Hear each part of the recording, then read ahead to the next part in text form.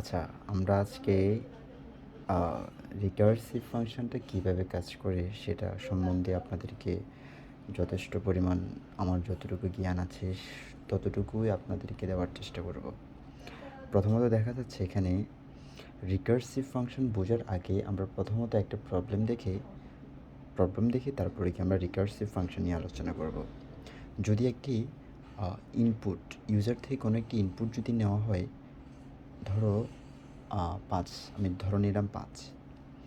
এখন এই ৫কে আমরা তাদের ৫ থেকে ১ পর্যন্ত তাদের মাল্টিপ্লিকেশন যাকে মাল্টিপল করব, যেমন কি ৫, ৪, ৩, ২, ১, যাকে বলা হয় ফ্যাক্টোরিয়াল নাম্বার, তাদের ফ্যাক্টোরিয়াল নাম্বারগুলো কত হবে?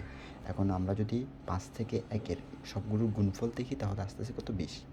এখন এই জিনিসটাকে আমরা চাইলে লুপ দিয়েও বের করতে পারবো, কিন্তু লুপের পরিবর্তে আমরা যদি কোনো একটি জিনিসকে ইউজ করি সেটা হলো রিকার্সিভ ফাংশন।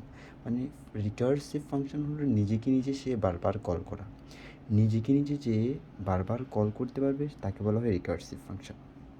আচ্ছা, রিকার্সিভ ফাংশন যদি বা আমরা সম্পূর্ণরূপে এখনও বুঝতে পারি না, কিন্তু আমরা তার পূর্ব মুহূর্তে আমরা দেখতে পারি তাদের দুটো জিনিস। একটা হলো যে রিকার্সিভ ফাংশন কাজ করার ভিতরে যে কাজ করে, কীভাবে কাজ করে, তাদের দুইটা কোর থাকে। একটা হলো বেস কেস, আরেকটা হলো যে রিকার্সিভ।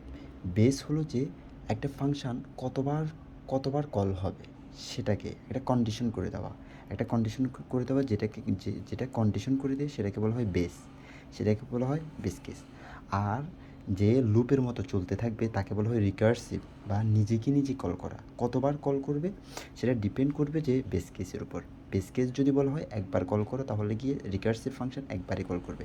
যদি বলা হয় তুমি n-1 পর্যন্ত কল করো, তাহলে গিয়ে সে রিকার্সিভ ফাংশনটা n-1 পর্যন্তই কল করবে। আচ্ছা, প্রথমত আমরা জিনিসটা দেখি। আচ্ছা, যদি আমি প্রথমে প্রবলেমের আউটপুটটা দেখতেছি, তারপর কি আপনাদেরকে আমি প্রবলেমটা আবার কোডটা দেখাই দেব। আমি যদি একটি ফাংশন নিই, হ্যাঁ, ফাংশনের ভিতরে আমি কি দিলাম? ৫কে দিয়ে দিলাম। ৫, হ্যাঁ, প্রথমত ৫ গুণ factorial number n-1, that's mean n-1।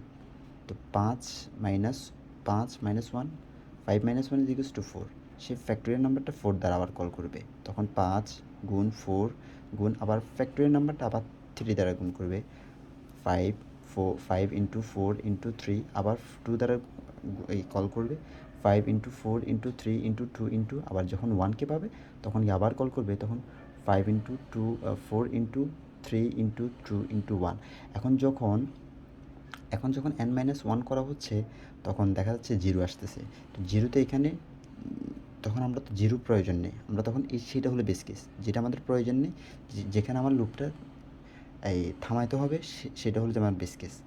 আচ্ছা, আমরা এখন যদি কোডটাকে দেখি, আমি একটি ইউজার থেকে একটি নাম্বার নিয়েছি যা হলো ৫, সেটাকে আমি ফ্যাক্টোরিয়াল নাম্বার দ্বারা ফাংশন দ্বারা আমি তাকে পাস করে দিয়েছি।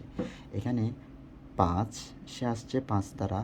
এখন এখানে আমি তাকে এর মাধ্যমে সে ৫টাকে নিয়ে নিয়েছি। এখন n সমান কত? 5। আর বেসিক কোডটা আপনার থেকে সম্পূর্ণরূপে বুঝতে হবে। আমি জাস্ট আপনাদেরকে অ্যালগরিদমটা বুঝিয়ে দিচ্ছি কীভাবে কাজ করে। যদি আমি এখানে বেস কেস একটা আসছে, যদি এর মান যদি 0 হয়, সাথে সাথে সেটা রিটার্ন করে দেবে, রিটার্ন করে দেবে। এখন যদি এর মান যদি 0 না হয়, যদি 5 হয়, তাহলে কি সেটা তো কন্ডিশনটা ফিল আপ করতেছে না, আসবে কোথায়? এখানে। এখন 5 n-1 কত? আচ্ছা, আমি এখানে ফাংশনটা লিখতে ভুলে গিয়েছি, ফ্যাক্ট, হ্যাঁ, এইখানে, হ্যাঁ, ফ্যাক্ট n-1, দ্যাটস মিন 4 হবে। এখন 4 দ্বারা আবার কল করা হবে। কল করতে করতে যখন সে চলে আসবে যে 0তে, তখন গিয়ে সেটা কল করবে না, তখন গিয়ে সবগুলোর গুণফল দেখবেন। 5 4 3 2 1, দ্যাটস মিন কত? 120। এখানে আসি, যখন এখানে রিটার্ন করে দিবে, রেজাল্টে আসবে, সে রেজাল্টটা থেকে এখানে প্রিন্ট করে দেবে।